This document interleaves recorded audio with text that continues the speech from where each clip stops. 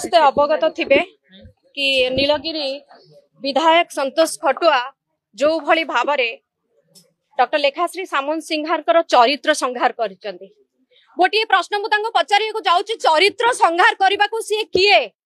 घरे कौन तर माँ भौणी नहांती आज जदि से विधायक होती कौन महिला माने भोट दे ना नारी सशक्तिकरण कथा भारतीय जनता पार्टी बहुत कहे यहाँ नारी सशक्तिकरण महिला यहाँ केवल लेखाश्री मैडम को अपमानजनक केवल कथा नुहे यहाँ सारा महिला मान गोटे लज्जाजनक अपमान कथा से कहते तेणु तुरंत तांको गिरफ करा जाऊ और आउ गोटे कथा कहीदेवाक जाऊँगी जिते भारतीय जनता पार्टी जो नेशनल लीडर्स माने ओडिशा को बारंबार विजिट करूँ अनुरोध करी गोटे ट्रेनिंग सेशन रखु तांकर भारतीय जनता पार्टी नेता मानू महिला मानू केमती सशक्त करेंगे महिला मानू केमती सम्मान देवे ता विषय से प्रथमे ट्रेनिंग दियंतु।